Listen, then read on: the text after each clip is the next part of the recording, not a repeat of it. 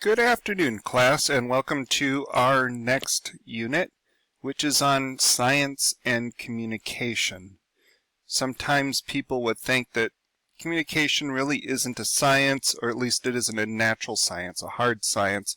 And while that's true, that it's more of a social science, communication techniques certainly inform how scientists convey the information that they're researching and trying to share with not only their compatriots but also the broader community.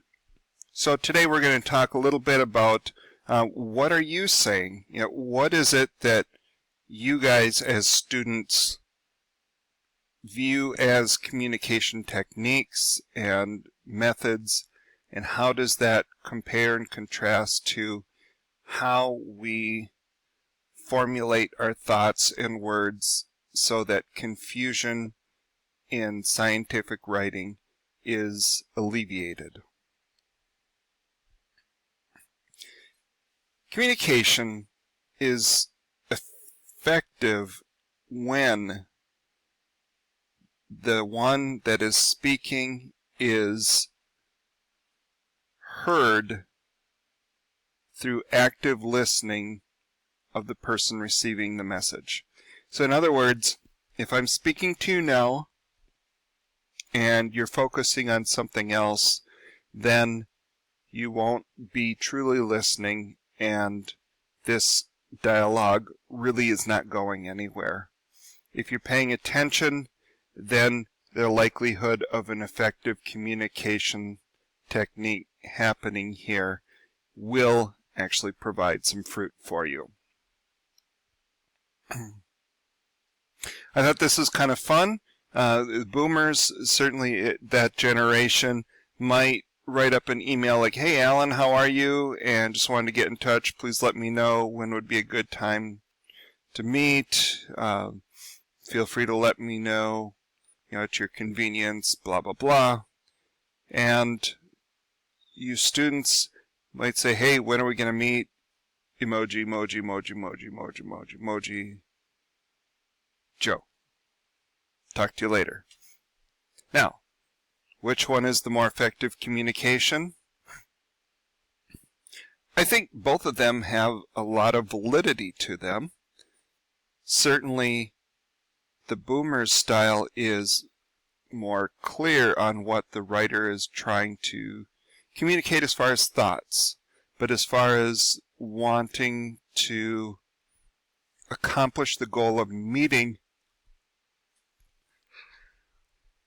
with Alan, Joe's millennial communication with "Hi, how can we meet?"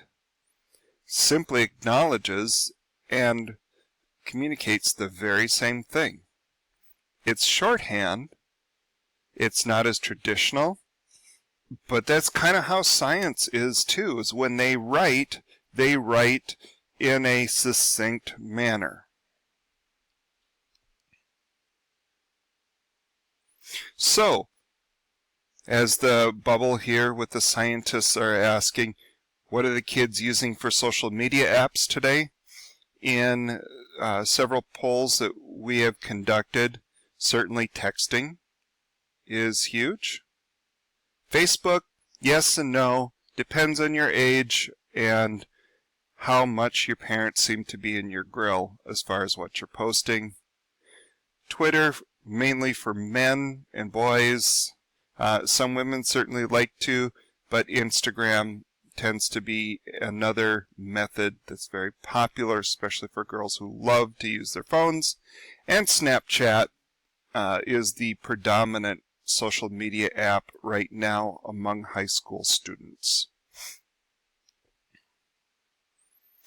So then, what are the social media apps that adults are using? What are the ones that they're focusing in on? How are they communicating? Because I think as we think about generational communication, it's helpful for the Gen Xers and the Boomers to think about how the Millennials think, but vice versa. You as students need to think, how you're not writing for just yourself, you're writing for other people of other generations. So they're understanding the generations is really big. Facebook still is #1 among the adult demographic. LinkedIn is not far behind. Certainly, this being a business tool, a method to share intellectual ideas, is working very well. Twitter, I mentioned before, that seems to be a cross-platform. Pinterest, for women, great ideas that people are generating, yet it's another visual media app. And Instagram, another visual media app. So there is some overlap in what they're using, along with young people. Why is that important? Well, when we think about texting, when we think about communication, when we think about shorthand, it's really not anything new. This can go all the way back to the time when the telegraph was invented, like SOS was shorthand for distress. MMR meant yes, that's affirmative. VE was the end of the message. Because they needed to shorten up the communication so that it could get over the telegraph lines without losing any of its information, things needed to be very short. Texting has adopted that method. Alright, so texting. What is texting? Texting is something that you guys do all the time. Why? It's a quick way to communicate. It's a way to track exchanges. It's the #1 tool for parents and kids to communicate with one another. Like food, you can take one, you can talk among one person, that would be kind of awkward, but you can also talk amongst a group. And also, science uses abbreviations as well.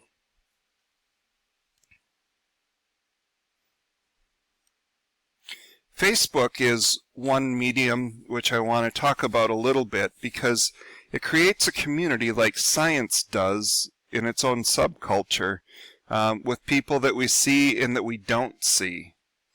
This is an app that shares parts of our daily lives or things that we find interesting, funny, important, etc. Scientists do the very same thing. Things that are interesting, thoughts they had, experiments they had, equations. I mean, granted, all that stuff is going to be just absolutely fascinating in the most amazing way, but then they have a great sense of humor of finding cartoons and comics that poke fun at themselves. So it certainly is a group that isn't shy of teasing the person they're looking at in the mirror. Some people are more involved publicly and others are more guarded. And why do you think that is?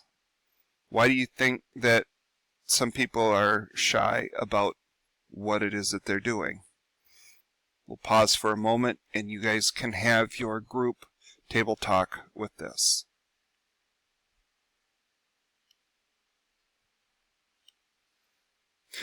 Next thing with Facebook that's helpful to know is that this whole notion of community also is something that can bridge the details between family members. This is not anything new that can't be associated with your personal life, your family life, as well as what you're doing here in school. This notion of community helps us understand each other's interests and then also how we can help the other person out. Being in community is not a group of isolated people that just stand around and exist together, but they actually interact. Community is a conduit for conversation. And what else? Again, at your table groups, take a few minutes to think about how is community impacting your conversations.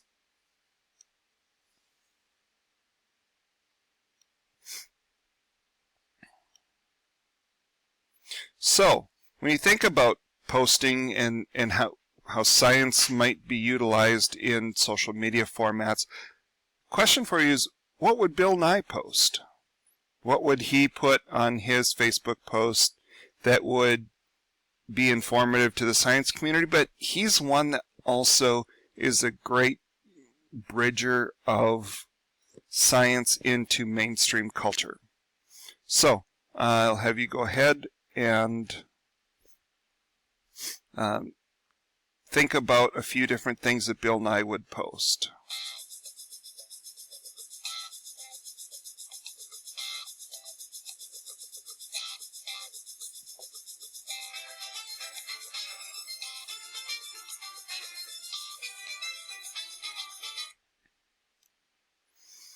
Another application is Twitter. Twitter is like lab notes that you take. What? Lab notes are shorthand for recording information. Twitter is a tool to focus on your thoughts and make them hone in on the detail. Lab notes are the same way. Why it's done is because whether it's on a regular basis or special projects, communication needs to happen. And communication can be serious, fun, spontaneous, structured, and summarizing. When you talk about hashtags and ampersands, there's a website called scihashtag.com that I posted a link for. Kind of fun to take a look at it. So we think about how do we bridge that level of communication. I have an excerpt here from a video that I'd like to show you about how one individual is taking songs that you listen to, but bringing in their parental message. Phrases. My mom used to use phrases. I don't know what she was talking about half the time. I want you to clean up this room, every nook and cranny. Every nook. What is a cranny? This morning, what's a nook? I don't know what that is either, you crazy lady. Is my nook dirtier than my cranny? Well, your nook is fine, but your cranny's filthy. Clean it up now. Clean it up. Pronto. Pronto. I love to communicate to music. I just started communicating with music to my kids. They don't listen to me talking anymore. I just use their songs to get my point across. You know, seriously, you should try it. It's awesome. They do listen. We're at the mall the other day. They're just begging me for an iPhone for an hour. Oh, an iPhone, an iPhone, an iPhone.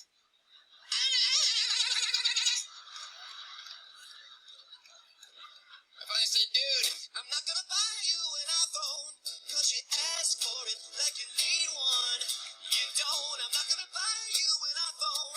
You're insane if you think I'll pay for it, so be on your way, I'm not gonna listen.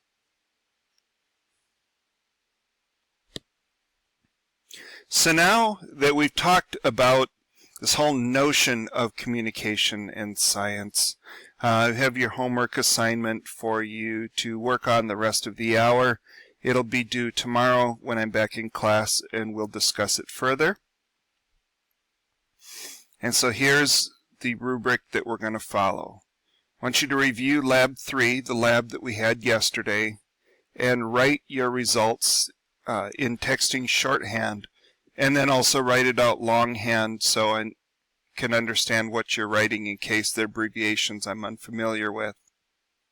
And once you've done that, then I want you to answer these questions. Which of those two forms was easier? What was more effective? And what's going to reduce confusion? Be interested to hear what you have to say about it. Okay, that's what we have for today, and have an awesome rest of your day.